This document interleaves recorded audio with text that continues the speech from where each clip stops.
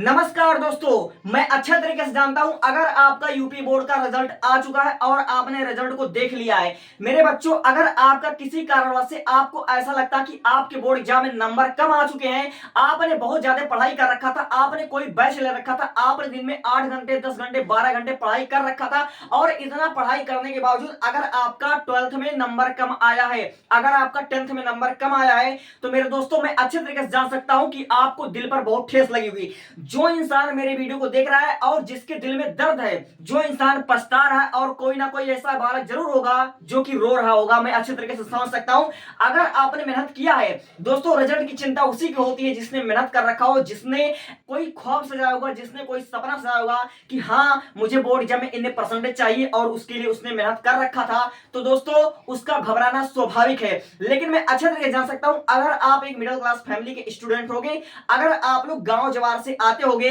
क्योंकि हमारा भारत देश ऐसा है कि मेरे दोस्त एक दूसरे को ताने पर लगा रहता है कि एक दूसरे को ताना कैसे मारा जाए, एक दूसरे को कैसे नीचा गिराया जाए। अगर आपका किसी कारणवश नंबर कम आ गया है और आप पढ़ाई बहुत अच्छे तरीके से कर रहे थे, तो मैं अच्छे तरीके से जान सकता हूं कि आपके जो क्लासमेट हैं और आपके टोला पड़ोसी, हो सकता है कोई ना कोई ऐसा तो होगा जो कि आपसे जेलसी फील कर रहा होगा और आपको ताना मारेगा कि देखो इतना पढ़ा था, इतना पढ़ा था, 10 घंटे पढ़ा था, दिन भर कमरे में बंद था, लेकिन इसके नंबर इतने कम आएंगे। तो ऐसे नेगेटिव लोगों को ईंट का जवाब पत्थर से आपको देना है। अगर आपके 12th में नंबर कम आए दोस्तों, अगर आपके 12th में कम नंबर आए हैं, तो आपको जवाब कैसे देना है मैं बता रहा हूं। अगर आपको 10th में आपका नंबर कम आया था और आपने बहुत ज्यादा दिल और जान लगाकर पढ़ाई कर रखा था, तो दोस्तों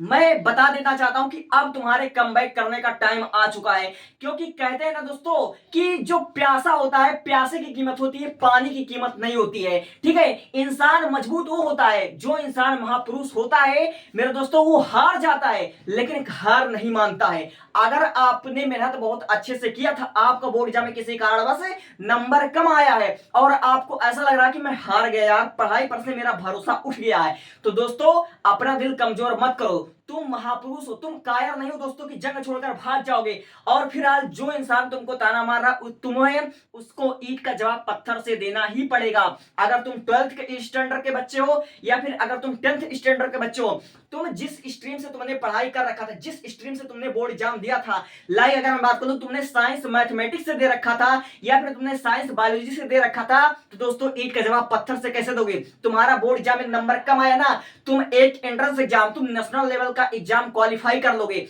अब तुम ये कहोगे कि मैंने बोर्ड एग्जाम में इतनी ज्यादा मेहनत किया था, मेरा बोर्ड एग्जाम में बेईमानी हो गया, मेरा बोर्ड एग्जाम में काफी गलत तरीके से साइन हुआ है, अब तुम मुझे नीट में ढकेल रहे हो, तुम मुझे आईआईटी की तैयारी करने का सजेशन दोगे। तो हाँ दोस्तों, तुम्हारा बोर्ड एग्जाम में बेईमानी हो सकता है, बोर्ड एग्जाम में तुम्हारी काफी गलती से साइन हो सकती है, वहां पर तुम्हारा समझ केयर कोई नहीं करता, क्योंकि 10वीं और 12वीं का रिजल्ट केवल समझ लीजिए आपकी उम्र दिखाने के लिए होता है। रियल लाइफ में आपका काम नहीं आने वाला है, बस केवल आपका आधार कार्ड से केवल आपको मतलब दिखाया जाता है कि हाँ इतने वर्ष के हो।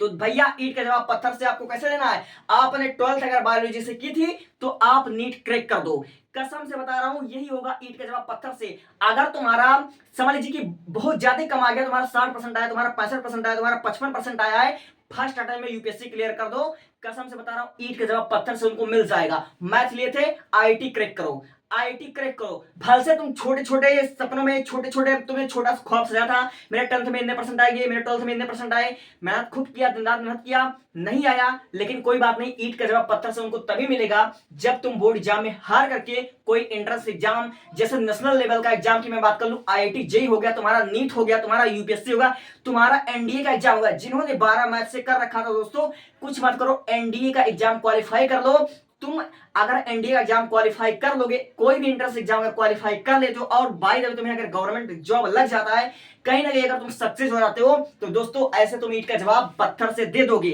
ठीक है, तो कहने का मतलब ये है कि ईंट का जवाब पत्थर से देने का मतलब ये होता है कि अगर आपने मेहनत बहुत ज्यादा किया था और आप किसी कारणवश हार गए हो, तो आपको हार नहीं माननी है। एक बार अपने आंसू पोंछो और उठो और कोई ऐसा काम कर दो जिससे उनको उनका जवाब खुद मिल जाएगा। Thank you, thanks for watching.